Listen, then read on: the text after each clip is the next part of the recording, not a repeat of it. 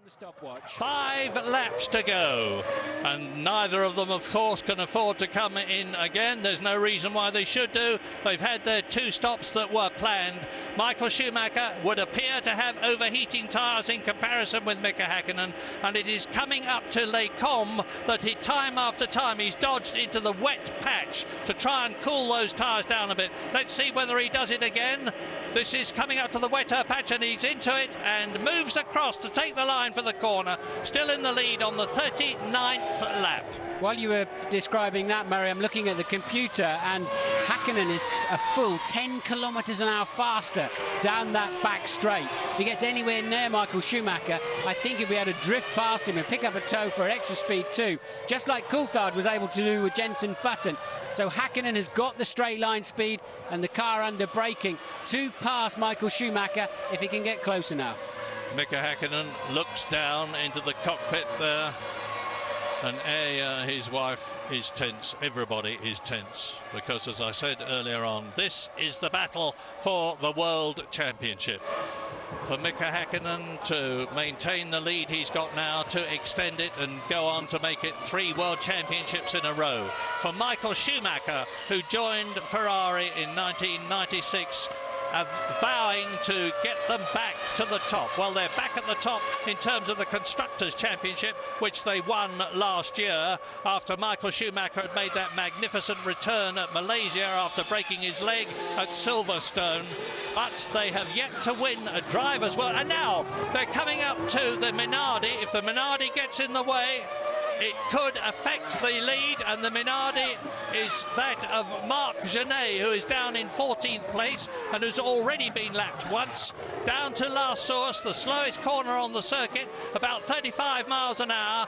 So the Minardi's been lapped, the Ferrari's bearing down on them. In front of the Minardi of Marc Genet is Alexander Wurtz's Benetton, down in 13th position. Over Radion, now it's here that Mika Hakkinen can close up. I don't think he's close enough to stop. He is close enough, Murray. He has got the slipstream. We know he's got 10 kilometres an hour extra, but Michael Schumacher very firmly closing the door, leaving Hakkinen nowhere to go at all. Hakkinen had the speed, he didn't have anywhere to use it. And that reminds me of Damon Hill and Michael Schumacher. Damon Hill in the Williams, Michael Schumacher in the Benetton in 1994, at exactly the same place where Damon Hill and Michael actually banged wheels at Les Combes in their tremendous, ferocious fight for leadership in the Belgian Grand Prix, which is being repeated here again. Lap 40. We've got laps 41, 2, 3 and 4 to go at the end of this one. And I have to say, it's looking as though Mika Hakkinen can take that lead and increase his lead in the championship. They're coming up to Wurtz now, who is lapping some 2 seconds a lap slower than they are. They've both got much more powerful and better handling cars. They'll both pass him, but will it affect the lead? Well, Michael there, pretty firm. I think it was legitimate. Here we're going to see it again. Michael starts to move to the middle of the road. He knows that Mika's got a run on him. He knows he's got better straight line speed. And Hakkinen, look, with absolutely nowhere to go. And Michael moving back across the track. Theoretically, you're not supposed to do that, but he was moving back to take the line through the corner. Very close call, but I think a legitimate move there from Michael Schumacher. And I think we're going to see it again, because they're coming through to complete the lap now. That is 40 laps completed, just 4 laps left to go.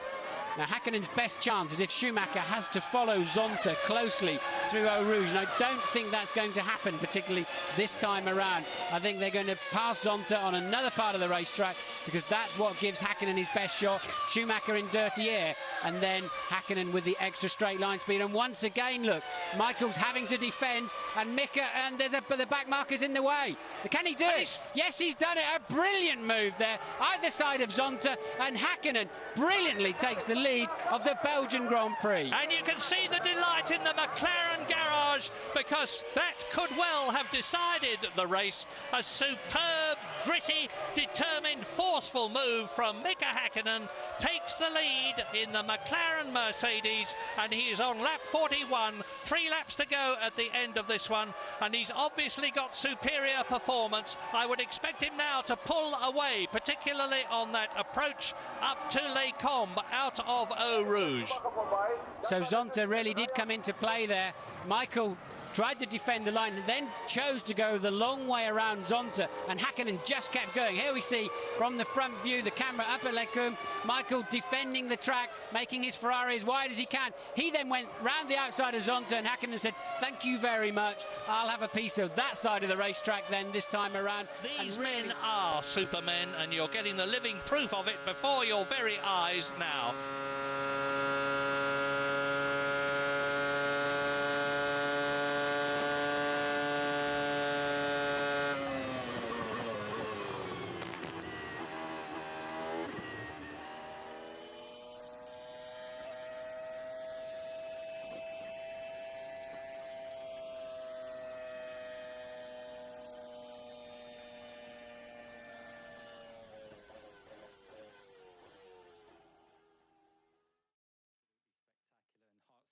Overtake and manoeuvre. Can you talk us through that? Yes, it was quite a different one.